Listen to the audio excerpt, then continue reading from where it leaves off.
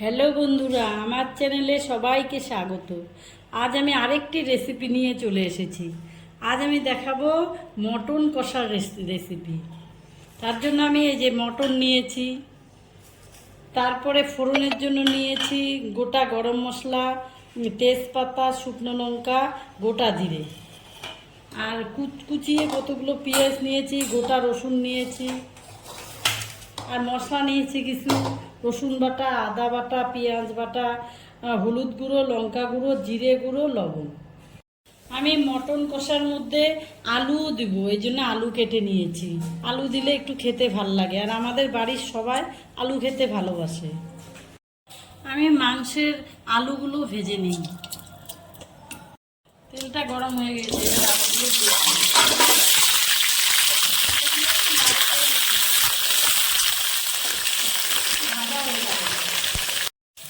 আলুটাকে আমি লাল করে ভেজে নিয়েছি, এবার তুলে নিচ্ছি।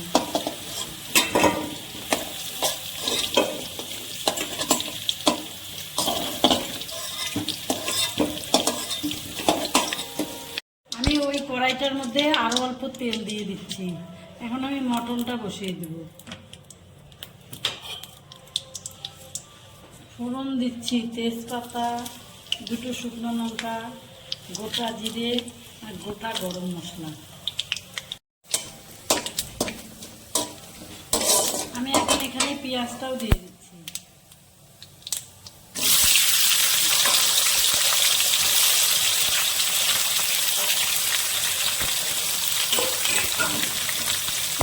যেহেতু আমি 2 কেজি মটন নিয়েছি, সেই জন্য আমার একটু মশলাটা পরিমাণ বেশি লাগতেছে।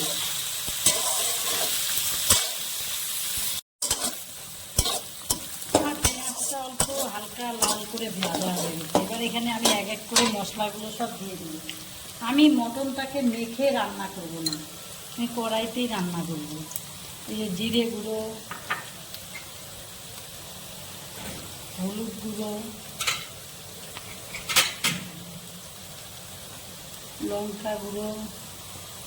লঙ্কাটা আমরা ঝাল একটু বেশি খাই, তাই একটু ঝাল বেশি দিলাম। রসুন বাটা,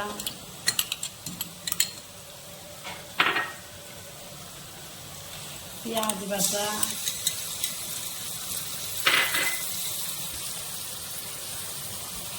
আদা বাটা,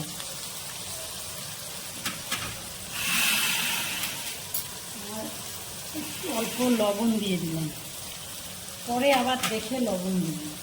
এবার মশলাটাকে আমি ভালো করে কষিয়ে নেব। আমি এই মশলার মধ্যে আপনাদেরকে ভিডিওতে দেখাতে ভুলে গেছিলাম টক দইটা। আমি টক দইও দিব।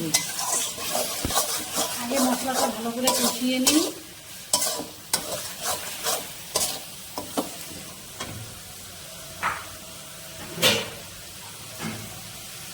মশলাটা যাতে পুড়ে না যায়, সেজন্য এখানে অল্প জল দিয়ে দিলাম। এবার মশলাটাকে আমি ভালো করে কষিয়ে নিব। মশলাটাকে যত ভালো করে কষাবো, মটনের টেস্টটা তত বেশি ভালো হবে।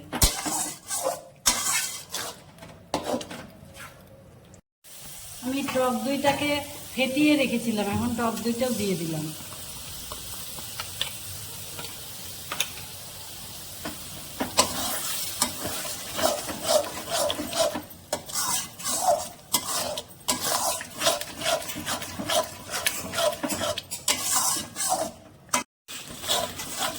টক দই দিয়ে আরেকটু ভালো করে কষিয়ে নিয়েছি। এবার আমি মটনটা দিয়ে দিই। আমাদের এখানে রেয়াজি খাসি না, কচি পাঁঠার মাংস পাওয়া যায়।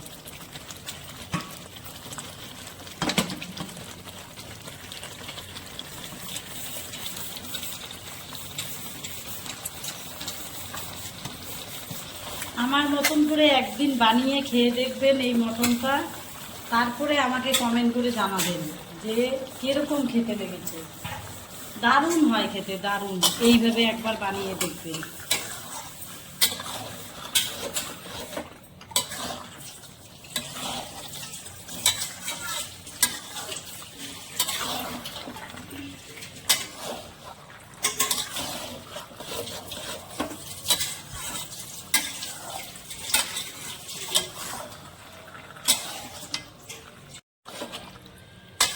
এটার মধ্যে উপরে একটু কাঁচা এখন সর্ষের তেল দেবো। আগে তো দিয়েছি, এখন অল্প দিব। তারপরে মশলা এটাকে আরেকটু সামান্য কষিয়ে ঢেকে দেব। খেয়ে দেখবেন একবার এইভাবে বানিয়ে।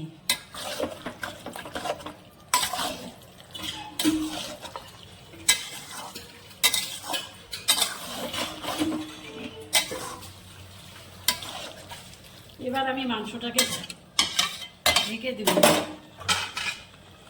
এটাকে কম করে আমি 10 মিনিট পরে ঢাকনাটাকে খুলে নেব। আমি মাঝখানে একবার মটনটাকে একটু নাড়াচাড়া করে দিয়ে দিলাম। এখন আবার 10 মিনিট করে ঢাকনাটাকে তুলে নিলাম।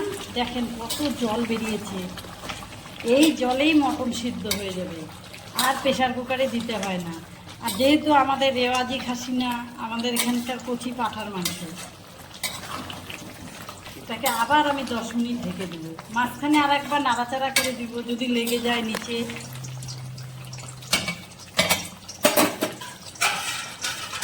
আমি অফ ক্যামেরায় নাড়াচাড়া করে নিই।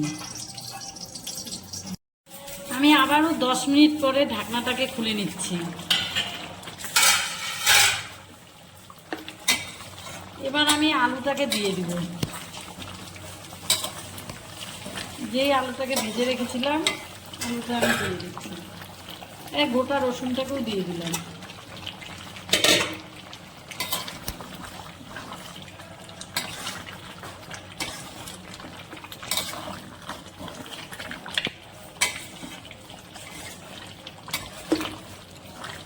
এবার আমি আবারও 5 মিনিট ঢেকে দিব।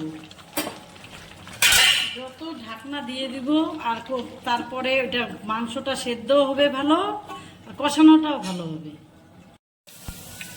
আমি 5 মিনিট পরে আবার ঢাকনাটাকে খুলে নিলাম।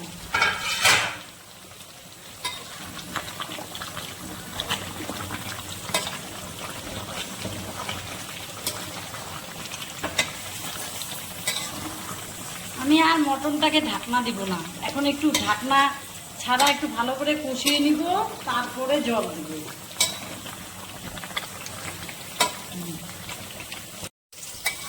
আর এটা মাংসটা কষানো হয়ে গেছে, এবার জল দিয়ে দিব।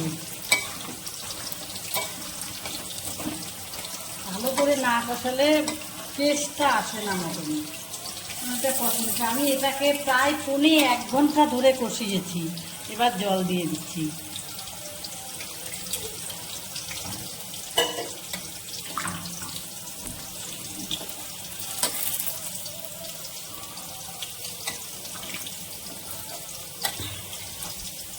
এবার আমি এটাকে ঢেকে দিব, তাও 10 মিনিট আরও ঢাকবো।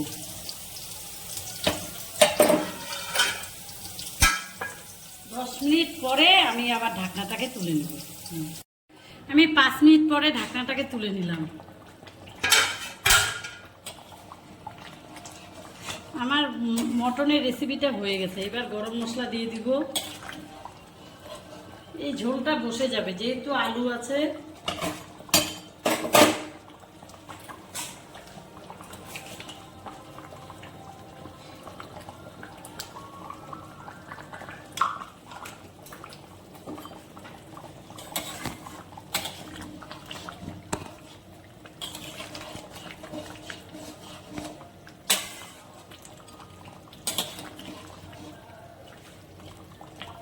হয়ে গেছে আমার মটনের রেসিপি।